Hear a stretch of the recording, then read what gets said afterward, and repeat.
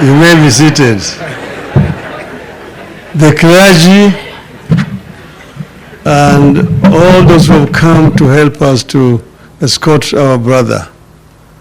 Murega. Murega rengi. Gaenuega. Gaendi shuri. Asanteni sana. I am in a rush because I'm going to have to board a plane in the next 1 hour at the airport. That's why I was very, very impatient there.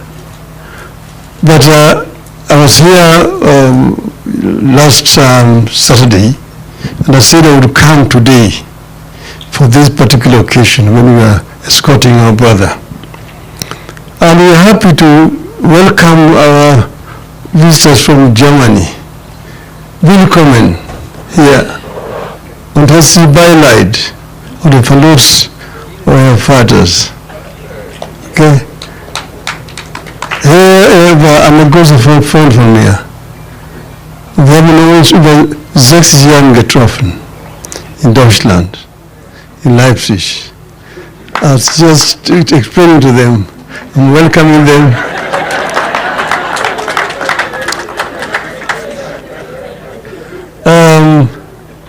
It is now, I was just calculating, and I found it is exactly 61 years ago when we first met with my brother here.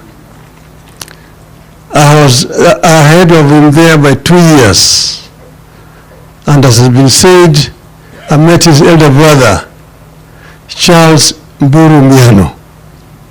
He was already in his 3rd year at the University of Dresden when I went there. But we met in the city of Leipzig. If you follow Bundesliga, there's a club there called RB Leipzig. That is from our town.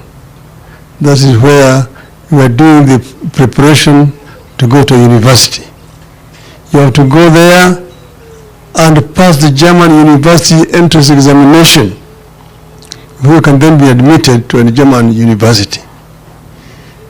So Francis followed me, and we welcomed him, and we had a very good time with him those days. From then, as you have seen, he went to Dortmund, and then after that he went to Freiburg, where he studied and eventually got his PhD. This is a true Kenyan, who is somebody who is very, very moderate and is very welcoming.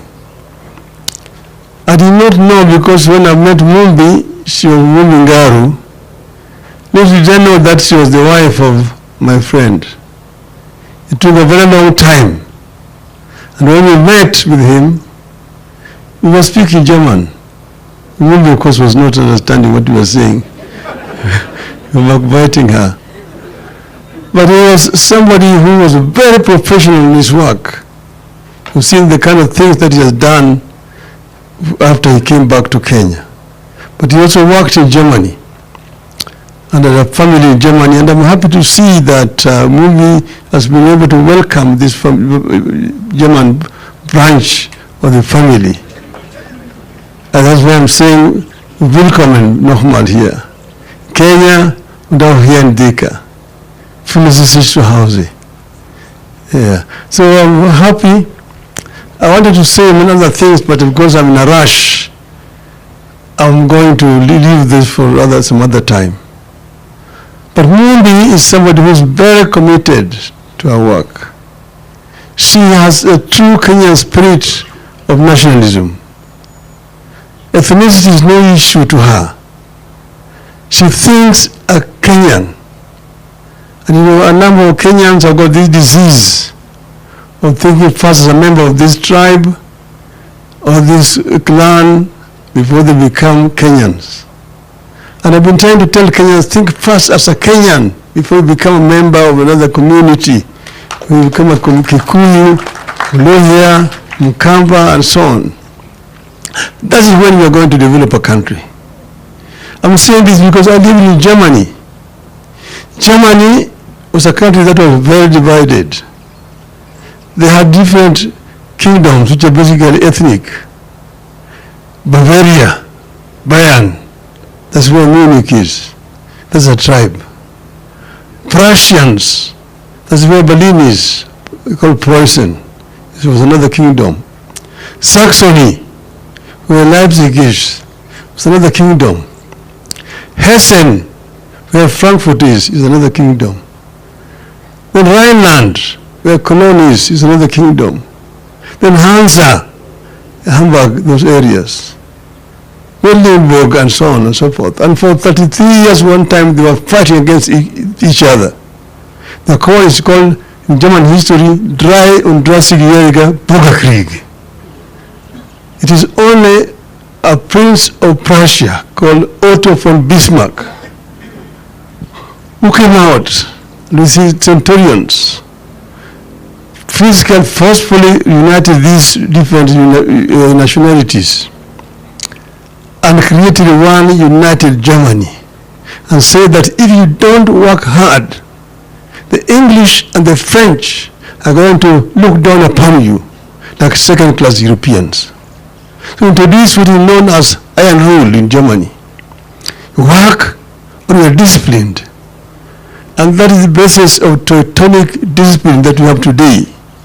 Today you see a German telling you, look at Mercedes-Benz, look at BMW. No Italian can make that. No Englishman can make that because of that discipline. And that is what we've been trying to tell Kenyans. Think as a Kenyan first before you think as a member of the community here and there. I'm surprised all the time when I come here and people say they fear Raila. We have all the time been working together. Jaramogi is the one who stood up in Parliament and said that Jomo Kenyatta and all those who detained with him were under the two leaders of Kenya. He was disowned by members who came from this region in Parliament. God read the Hansard. But he went on and kept on saying Uhuru na Kenyatta until eventually Kenyatta was released. Kenyatta was released to Jaramogi. Jaramogi, who took Kenyatta to Gatundu to his home, was read to Jaramogi's hand. Chukua hiyo Kenyatta yako. Wende naye. And Jaramogi and Kenyatta were one thing with independence. They only disagreed ideologically, not ethnically. Not because Jaramogi was a Luo or Kenyatta was a Kikuyu, no. And that is normal generally in politics. But then me, I've worked with members of this community for a long time. How we started with Kenneth Matiba, Kenya Football League, and organized soccer in this country. That Kenya became number one in the whole of this region. Kenneth Matiba. And when King Matiba was in trouble with Charles Rubia, he came to me and said, there's a problem here. If you want to arrest us, only Jaramogi can save us. Arrange for us to meet Jaramogi. And arrange a meeting with Jaramogi, Matiba and Rubia. And we talked there about how we can fight to change Section 2A and bring back multipartyism. And that's when we met after that meeting, we organized a Kamkunji. Matiba, Rubia, and yours truly were arrested and detained together. Where Rubia ended up being very sick, Matiba got a stroke, and so on and so forth. But we had worked together. We came out back here, we started a Ford. Kenya, Ford. Later on they came and split it into Ford Kenya and Ford Asili. But we had to work together with those people. Fast forward again, when the opposition was divided in 1992 and lost elections, Nyayo's 34% against opposition's 66%. 97, we were not able to unite. We were defeated. 2002, when the opposition was divided again, I said Kibaki tosha and campaigned for Kibaki when he was injured until he became president. Did you not know that Kibaki was a Kikuyu? Did I not know that Kibaki was a Kikuyu? I knew. That's what they are saying that Raila is an enemy of Kikuyus. I don't know where it comes from.